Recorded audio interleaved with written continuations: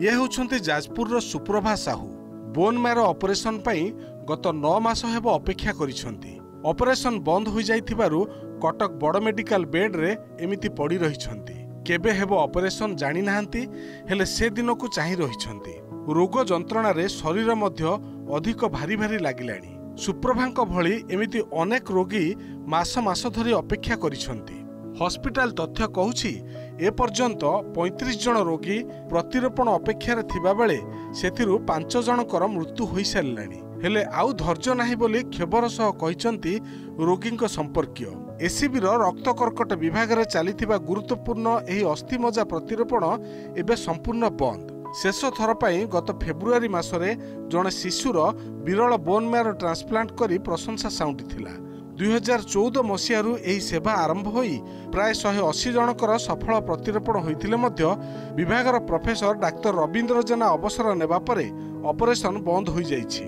Operation पई बेसरकारी hospital रे 30 रु 40 लाख टंका पडुथबारु सरकारी हॉस्पिटल भरोसा रे रहिसंति रोगी माने।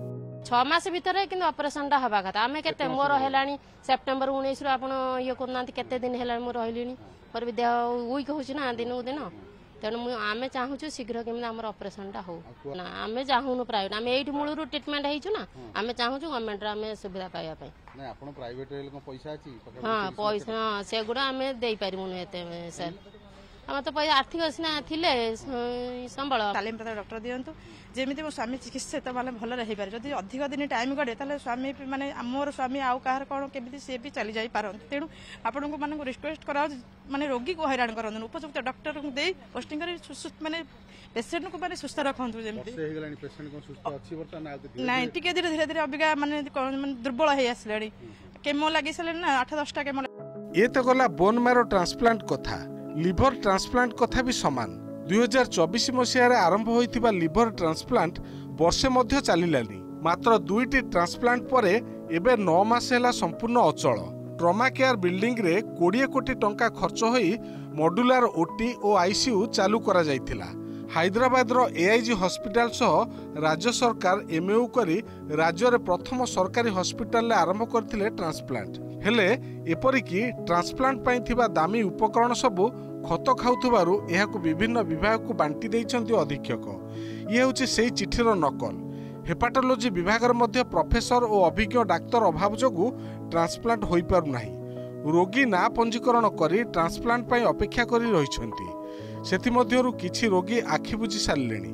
प्रशासनिक स्थाणुता और सरकार को आंतरिकता अभावरु बेसरकारी हॉस्पिटल को फायदा देवा पई यह एक सुचिंतित षडयंत्र बोली अभियोग करिछि राज्य रोगी अधिकार मंच। सेपटे स्वास्थ्य मंत्री कहिसंती जो समस्या रहिछि तार तर्जमा होइछि खूब शीघ्र आरंभ हेबो। सरकार के पाखे एक संदेश अच्छी तो एक खबर अच्छी तो जे एई भली गोटे फंक्शनल यूनिट की गोटे डाक्तर अभाव ना रे संपूर्ण रूप से भांगी दबा एवं ताकू संपूर्ण रूप से बंद कर देवार जो चक्रांत होउची से विषय सरकार अवगत अछंती कि नहीं ताकू मध्य स्पष्टीकरण दबा उचित। ख्याति संपन्न एवं राज्यर सर्वबृहत रेफरल हॉस्पिटल प्रति जो प्रकार वैमात्रिक भाव सरकार करूचंती ए विषय जनसाधारण सजग रहिबा उचित एवं प्रतिवाद भी करिया उचित। हमें प्रोसेस रे अछु एवं जो इश्यू गुड़ा लिवर इश्यू हो कि ऑर्गन ट्रांसप्लांटेशन विशेषकर तार मध्य तर्जमा होइछि किसी टेक्निकल इश्यू थिला ता ऊपर ताको रिजॉल्व करिकरी हमें बहुत जल्दी पुणे ताको आरंभ कर। बड़ मेडिकल रो बड़ अव्यवस्था एससीबी मेडिकल रो लिवर ट्रांसप्लांट यूनिट आउ बोन मैरो ट्रांसप्लांट यूनिट एबे कोमा अवस्था रे किछि रोगी ऑपरेशन पई अपेक्षा करी करी स्वर्ग को चली गलेनी। अन्य पटे कोटी कोटी टंकार जंत्रपाती एबे खत खाउछि। ए संपर्क में आम एससीबी कर्तृपक्ष प्रतिक्रिया नेबाकू चेष्टा करिथिलु तेबे कौनसी प्रतिक्रिया देबाकू मना कर दैछन्ति। एबे देखिबार कथा चिकित्सा पई आसीथिबा शह शह रोगींकर अपेक्षार अंत केबे घटुछि। कटकरू कैमरा पर्सन सुभाषଙ୍କ सह प्रभात बिसोई और भुवनेश्वर निरंजन रेड्डी रिपोर्ट ओटीवी।